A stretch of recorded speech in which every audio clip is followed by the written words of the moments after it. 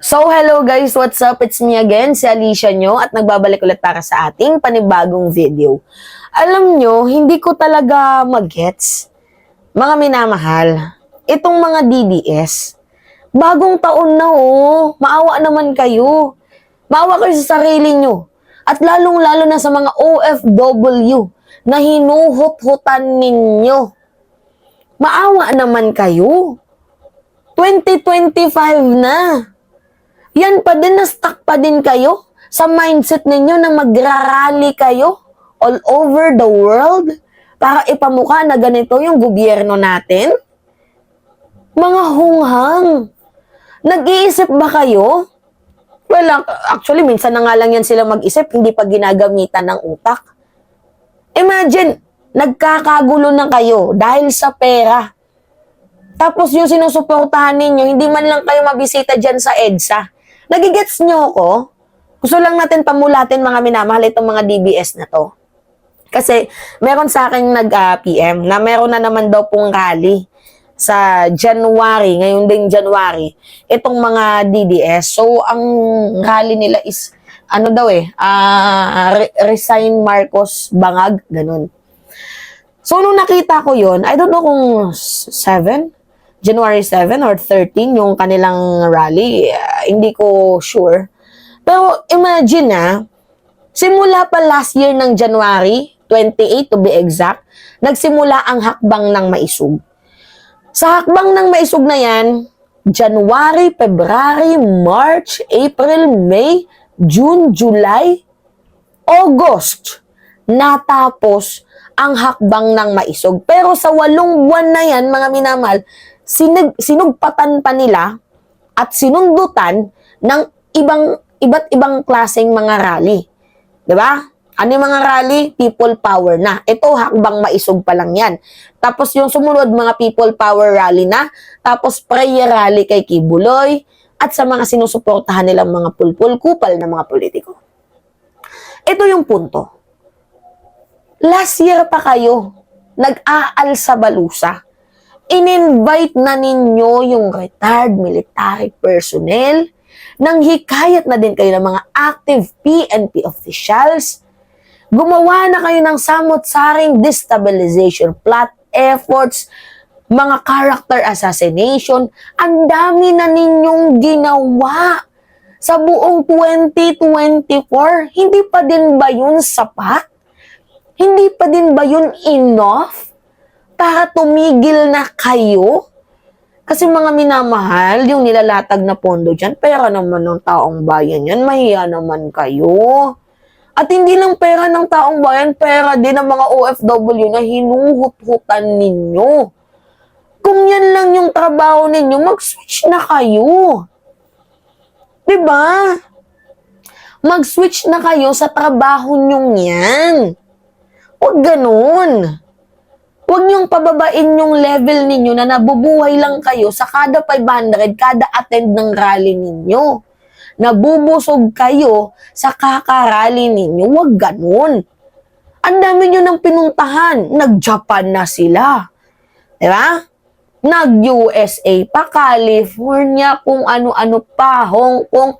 Ang dami. Sobrang dami na ninyong pinuntahan. Hindi pa din ba yun enough? Hindi pa din ba kayo napapagod? Grind pa din kayo ng grind, napapatalsik ang administrasyon. Ano ba yung gusto talaga ninyong mangyari? Kung gusto nyong matanggal si PBBM, i-impeach nyo. Mag-file kayo ng article of impeachment. Bumuo kayo ng grupo. Ano magagawa ng rally-rally ninyo? Sinasayang lang ninyo yung pondo ng taong bayan na hindi naman kayo sinusuportahan ng politiko na sinusuportahan ninyo. Maawa naman kayo. Pinapahiya nyo yung sarili ninyo. Nag-people power 3 kayo sa EDSA. Sinipot ba kayo ni Sara Duterte? Di ba hindi? Sinipot kayo ni Digong? Hindi. Nasaan yung pagmamahal ng mga politician na yan? Sa inyo. I'm just asking. Nasaan ang pagmamahal ng mga politikong tao na yan sa inyo?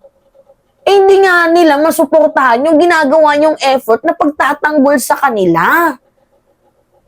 Nagmumukha na kayong desperada. Desperado, nakakaawa na kayong tingnan. Recently, nagsasalpukan kayo dahil sa pera. Donation ng mga OFW. Nagsasalpukan kayo. Kanino napunta yung pera? Hindi enough yung pag-budget. Meron naman isa, naguhugas kamay, hindi kami nakatanggap. Hindi ba kayo naaawa sa sarili ninyo? Pinapahiya ninyo yung sarili ninyo? Hindi ba kayo naaawa doon? Hindi pa ba enough yun? Kasi kung totoong mahal kayo ng sinusuportahan ninyo, kahit konti lang kayo, magpapakita yan kahit isang dangaw ng anino. Hindi nga kayo sinipot. Kahit ang lapit-lapit na ni VP sa inyo, hindi na nga kayo sinipot. Mas inuna pa ni VP ang gumala.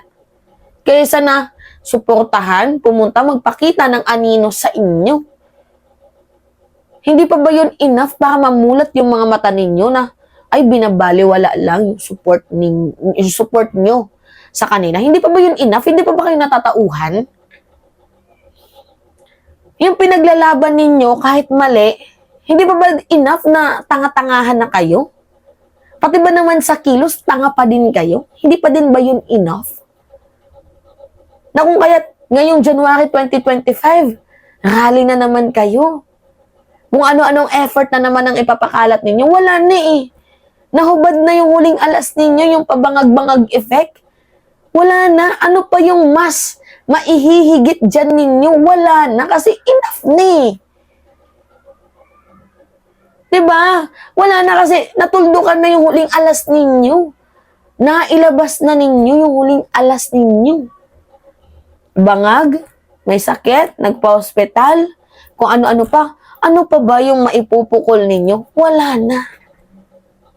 Diba? Puro na lang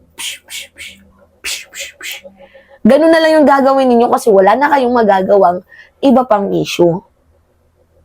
Ha? So kayo mga minamahal, ano yung masasabi ninyo sa kilos protesta na naman ng mga DDS ngayong January? Mukhang tatapatan ata yung rally natin sa January 18, no? Pansinin nyo? Wala. Wala tayong maasahan dyan. Alright, mga minamahal. So, pengi lang po ako ng like. I-like nyo yung video na to, tas mag-comment kayo. Yan yung pinakamalaga yung komento ninyo kasi yan po yung binabasa ko. Diyan po ako sa inyo nakakakuha din ng lesson, nakakakuha ng information. Kaya mahalaga po yung comment ninyo at isubscribe ninyo ang channel na to para lagi kayong updated. Wag salita si Nima, oh ito panoodin natin to kasi ito yung latest. Nakakakuha kayo ng update sa akin. At madami pang ibang mga vlogger dyan, sila Takero, sila Mark, yan. I-subscribe nyo yan. So, alright, it's me again, si Alicia nyo, at nagbabalik ulit para sa ating panibagong video. Maraming salamat, mga minamahal.